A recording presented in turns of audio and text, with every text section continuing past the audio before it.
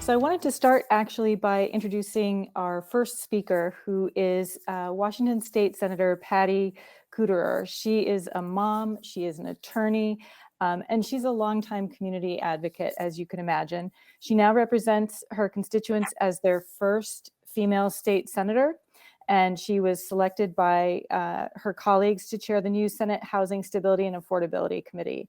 So she's eager to bring new diverse voices to the table to tackle the statewide crises of housing instability, and has been a champion for voting rights and access, providing greater women representation, common sense gun legislation, and reforming our healthcare system.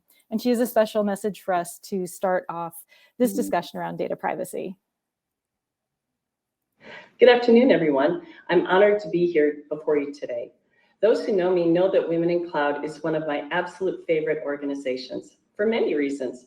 The mission of Women in Cloud is simple: giving women a powerful platform to accelerate as industry leaders.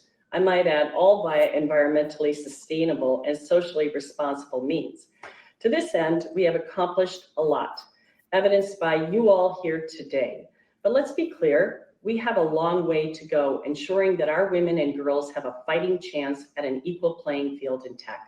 As of 2022, the best estimates say that women hold a mere 26.7% of tech-related jobs.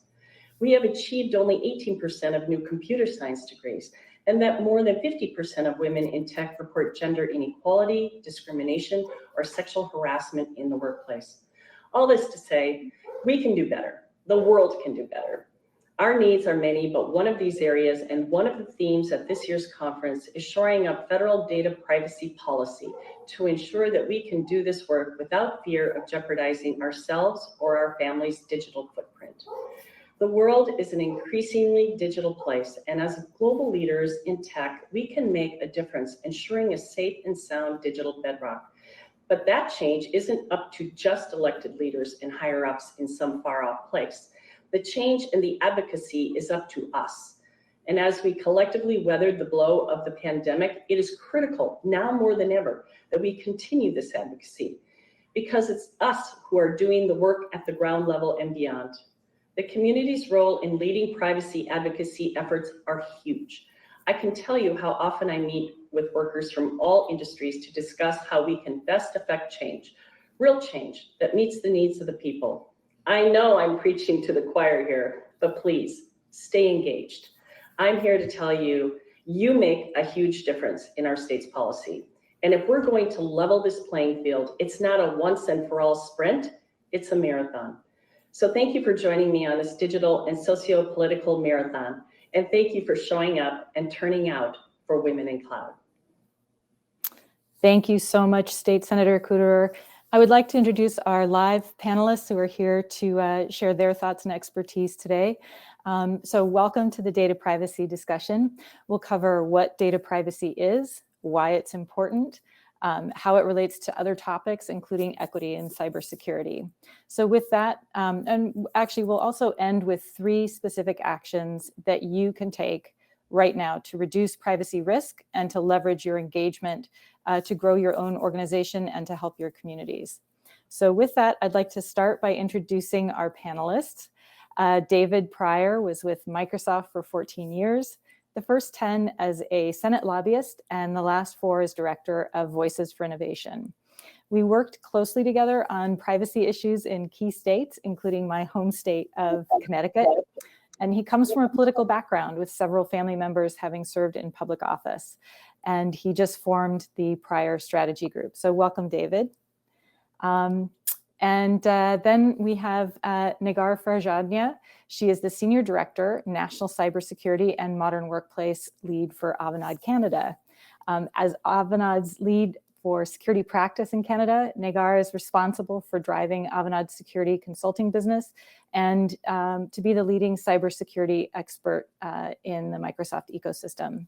So prior to joining Avanade in 2018, she held various roles in retail, financial, telco, and healthcare. So welcome, Negar. Thank you. And actually, the first question I wanted to actually send your way, Negar. I wanted to understand from your perspective, your expertise is in cybersecurity. Why is data privacy important? Absolutely. Yeah. Thank you. I'm very happy to be here, join such a great audience tonight. And of course, David and yourself, Marian. Data. Let's talk first a little bit about how fast it's growing and why we call it the new oil. Like, we're on the internet daily. You're using multiple services throughout the day, sending messages, filling out forms, taking photos, sending emails, creating work documents, you name it. Everything you do, and this is add to the data created globally day by second even. Over 5 billion people create data actively every day, use the internet, create data. And thinking about the amount of the data that you generate, here's some fun facts to start. There's 2.5 quintillion bytes of data created every day, and this is from 2020. I'm quite certain today is much higher. Um, so how much is the 2.5 quintillion bytes of data? If you turn it to Blu-ray disc, it will become 10 million Blu-ray discs. If you stack them all together, it will become twice the size of the Eiffel Tower. That's just every day 2 years ago. So imagine the amount of data we're creating. And then another fun fact is that the stored data grows 5 times faster than the world economy. So that's another fun fact, the data. But not to think about why data privacy is important. So answer the question. It comes down to two things. First of all, it is a business assets management. Data is perhaps like the most important asset a business owns right now. We live in an economy that where companies find like huge value in collecting, sharing, and using the data about their customers or the internal employees. Especially from social media, the amount of data they absorb is really valuable to them. So building trust with your customer or employees that you collect this data from, and being direct about how this data is being used is really a key to a healthy relationship between you, your customer, your employee, and everyone else within your company. If you give an example, if you're collecting, like I think internally we probably use some of that data that we collect from employee to reach pay equity. That's one way that you can use it for good. The other thing that really matters is the regulatory compliance, right? Managing data to ensure regulatory and compliance is arguably like even more important than collecting it and why you're collecting it for. Business, like any business, has to meet their regulatory responsibilities about how they collect it, store it, process it, all that personal data. You have to be really responsible about it, and any non-compliancy will lead to could lead to a huge fine. If any business become victim to a ransomware or anything else, the consequences in terms of like reputation and lost revenue and anything else could be skyrocketing. Just to wrap that up, a survey done in October 2020 by Cisco shows that 89% of the consumers worldwide they said that they cared about their privacy. So that means almost 90% of your consumers care about it. So this is how important it is. But what's more interesting is 70% of that groups, they said that they're willing to spend time and money to protect it. So you have to be even more careful about what you're doing with the data and the data privacy. Some numbers in terms of fines and what you could be facing if you don't pay the importance and the attention. I'll give you a couple of examples to just quickly wrap this up. Is first of all, the biggest fine I think was last year, that it was $1.19 billion. DD Global had to pay that fine in China, if anyone remembers that. And that was because they didn't adhere to the network security laws, data security laws, and personal information protection laws in China. Two other favorites, anyone remembers, Amazon had to pay about $877 million in Luxembourg a few years back because of GDPR. And our most favorite is Equifax. Anyone does credit reports probably remembers I think they're still paying those fines, but it could be up to $700 million. So these are really good examples of why it's so important. Yeah, the stakes are high. So following up on that a little bit, David Pryor, Canada has its federal privacy legislation, and Negar was just alluding to that. And, the EU has GDPR. And in the United States, we're taking this state by state approach. Can you give us an update based on your experience and knowledge today? Where are we with federal legislation? Are we ever going to get there? Marian, that is a great question. And I want to pause 1 second. I'm going to take 1 minute of my time to thank Chaitra and Patty and you, of course, and working with Negar. Every time I join one of these panels or conferences that Chaitra has set up, I get so excited when I see Patty doing her vision board. I feel like I've had a double espresso. Sarah, the silver medalist. I mean, Gabriella Schuster, Gretchen, Vince. I mean, this cast of characters is incredible. It just fires me up. It gets me very excited. I'm honored and thrilled to be a part of this. But let me jump into this question. Federal, and Senator Kuderer mentioned this in her remarks. I feel like I wrote those remarks for her because she stole my script. She mentioned two things. She said there is no federal privacy standard, and that's very important. There are several states that have activated privacy laws, passed state privacy laws that are moving in the right direction. But as Negar just said, compliance with privacy laws are both time consuming and expensive. And it doesn't matter if you are an Amazon, an Avanade, or a Women in Cloud, or you just started your own business. These assets of time and money are your most valuable assets. And without a comprehensive federal privacy standard, many operators, many business owners are going to be affected by this. It doesn't matter how large you are or what business you are in. If you're sending email across state lines or overseas, you are subject to these laws. So a federal privacy standard would make it much easier for compliance. We would all have the same playing field on which to operate. So that is really my summary answer to this question.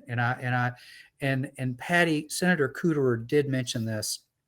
It is so important to engage with your local representatives, with your senators, with your House of Representative member, whoever is your representative, and anyone else you can talk to. It can be the FTC. Stay engaged. I think that would be a primary message moving forward, Marian. Agreed. And that doesn't just mean for the U.S., it means for all of our attendees here and anybody who is a stakeholder, a business holder, entrepreneur. This is a critical topic. And just to dig a little bit deeper, we often talk about this or we think about this in terms of large organizations like the ones Negar recently mentioned. But why should smaller organizations care, David? How does privacy legislation affect small business owners and entrepreneurs who are just getting started? Look, I'll be honest. I wasn't going to bring this up. I was part of the Microsoft reduction in force back in October. Frankly, it was a blessing in disguise. It forces me to redraw my vision board and think about how to reinvent myself. And if you watch the Gabriella Schuster and Gretchen, that's what they were talking about, was reinventing themselves. And I think it's really important. I was on the phone most of the day today with setting up a Bank of America credit card account or something. And the time it took just to set up one simple step, where usually if you're at Microsoft or somewhere else, you call someone and say, hey, I need a corporate credit card. Would you just send me one? That's not possible when you're just 1, 2, 3, 4, 5 people in your shop. And if you're spending all your time trying to figure out a privacy law, not just in their state, but in the nation and overseas, believe me, it's going to affect you. It doesn't matter how big you are, how small you are. Privacy affects everyone. Negar just mentioned privacy breaches. And she talked about the fines, but frankly, it's the compliance that really is a time killer and takes a lot of effort and perhaps legal expertise. So I would encourage all folks to really weigh in and engage on privacy issue and calling for a federal privacy standard. Agreed. So Negar, I don't know if you have anything you want to add to that, but also I wanted to just ask you from a cybersecurity perspective, what's the difference between data security and data privacy, and how are they related? Absolutely. Just like to add, we as Canadians, we're looking forward to the Bill C-27 passing, because that will cover some of the areas, although we do have a federal law, but it's by no means complete. And what I love about C-27 is covering some of the AI and data within the AI sort of space, which is what we're missing. And that's fastly growing. So I'm looking forward to that. But coming back to your question, which is data security and data privacy. Data security, also known as data protection by a lot of folks in IT and cybersecurity, is about what measures you take to protect your data and those technical controls that you put in place to protect the data that you have. That would include things like data loss prevention, network security, your access control list, things like that. However, the data privacy is like things that you do to ensure the compliance in all the stages, as we talked about: collect, store, manage, process, all of those stages. So that would mean something like consent, policies, data retention and removal, discovery, classification. Those are kind of what falls under data privacy more so. So in short, data privacy is about what data is important and why, and then define the policies to ensure compliance. And data security is about how those policies are getting sort of enforced and applied and all of that. To give an example, imagine your company is doing all the right thing to safeguard the data. You're doing your encryption, you're doing your DLP, you're doing your access list. However, if you got that data and collected it and not to the right compliance methods, you're still at risk. So that's what the differentiator it really is between the two. Okay. And can you, just to follow up with you a little bit, can you talk briefly here? We're actually getting close on time. What's the value of transparency with clients on how their information is protected? For sure. We previously said, in age of data economy, a true company value lies in the collected personal data. Like that means the data is an asset worthy of protecting, keeping. I think we settled that. What companies forgetting is that personal data of individual processed by the companies are only borrowed. It's not really theirs. They got it from these folks. So, these privacy laws enable individuals to exercise their rights.